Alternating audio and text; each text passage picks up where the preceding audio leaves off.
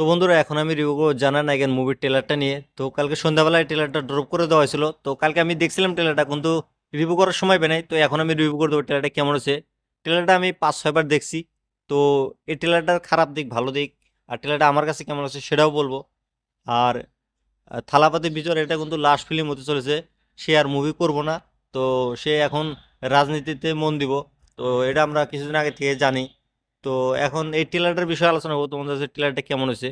তো এই ট্রেলারটা আমার কাছে কেমন লাগছে যদি বলি, ট্রেলারটা আমার কাছে অ্যাভারেজ লাগছে। অত একটা ভালো না, অত একটা খারাপও না।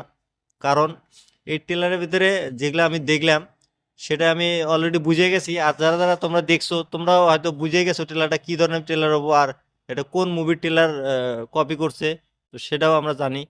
তো এই ট্রেলারের ভিতরে দেখে যেটা বুঝলাম আমি, ট্রেলারের ভিতরে থালাপতি বিজয়কে পুলিশের ভূমিকাতেও দেখা যাব এবং রাজনীতির ভূমিকাতেও দেখা যাবো, একটা ফ্যামিলি একটা বাবার রোলেও দেখা যাব। তো এরমই দেখাইছে ট্রেলারের ভিতরে। ট্রেলারের ভিতরে ফাইট ভরপুর ছিল ভাই। আমরা থালাপতি বিজয়কে অ্যাকশন স্টার হিসেবে জানি। তো তার মুভিতে অ্যাকশন থাকবে এটা স্বাভাবিক। তো এই হিন্দি ডাবিংয়ের কথাই যদি বলি, হিন্দি ডাবিংগুলা একদমই বেকার হয়েছে। থালাপতি বিজয়ের এর আগে একটা মুভি আসছিল গড। তো সেই মুভিতে প্রথমে যে ডাবিং করছিল একদম ঘাটিয়া ডাবিং করছিল, তারপরে সেই সোশ্যাল মিডিয়াতে কথাবার্তা হয়েছে, তারপরে ডাবিং চেঞ্জ করছে। তো এই মুভি ডাবিংও ওরমই দেখতেছি, মানে একটা ক্যারেক্টারও ডাবিং ভালো না, মনে হয় যে একজনই ডাবিং করছে এরকম মনে হইতেছে। আর ববিদলের কথা যদি বলি, ববিদলের ডাবিংটাও ববিদলও করে নাকি হিন্দিতে। আর এই মুভির নামটা হিন্দিতে দিছিল জন্নেতা।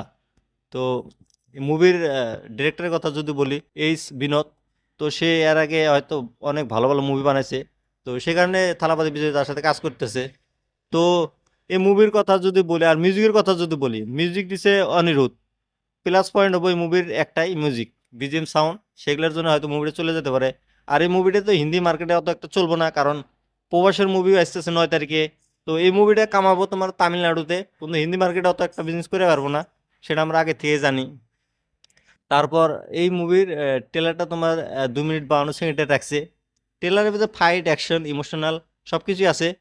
আর এই ট্রেলারটা দেখে আমি যেটা বুঝলাম, এটা হলো ভগবান কেশরীর মুভির কপি করব। অল্প মিক্স করে অল্প হয়তো ইডি করব, মডিফাই করব। কিন্তু বালা কাকুর মুভি যে আছে ভগবান কেশরী, সেই মুভিটা অলরেডি সবাই দেখে ফেলেছে। তো এই মুভিটাও অত অত একটা চলবো না, হয়তো বহুত অডিয়েন্স আছে তামিলনাড়ু, তারাও দেখছে ভগবান কেশরী। তো মুভিটাতে কিন্তু রিস্ক আছে চলা, যেহেতু মুভিটা অলরেডি দেখে রাখছে মানুষে কপি মুভি। ট্রেলার দেখে আমরা তো বুঝেই গেছি, বহুত মানুষ বুঝেই গেছে গা। তো যারা যারা বোঝো নাই এখনো ট্রেলারটা দেখো, দেখে নিয়ে আমাকে কমেন্ট করে জানিয়ে দিও।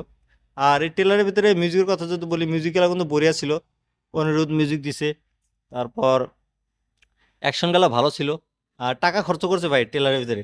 আমি শুনতেছি এই মুভিটার ভিতরে 300 কোটি টাকা বাজেট। আর আগে যেটা আমরা মুভি দেখছিলি ভগবান কেশরী, 60 কোটি টাকা বাজেট ছিল, 150 কোটি টাকা কালেকশন করছিল। তো সেই হিসাবে কিন্তু মুভিটা কমসে কম 500 কোটি টাকা কামান লাগবেই, নাহলে মুভিটা একটা ফ্লপ মুভি সাবিত হবো। তো ট্রেলারটা দেখো, তোমরা দেখে আমাকে কমেন্ট করে জানিও ট্রেলারটা তোমাদের কাছে কেমন লাগছে। আমার কাছে ট্রেলারটা অ্যাভারেজ লাগছে। মুভিটা অল্প মডিফাই করে দেখাবো আর কি, চেষ্টা করবো। তো তার আমার এই রিভিউটা কেমন আছে সেটা তোমরা কমেন্ট করে জানিয়ে দিও, আর আমার ইউটিউব চ্যানেলটা সাবস্ক্রাইব করে দিও।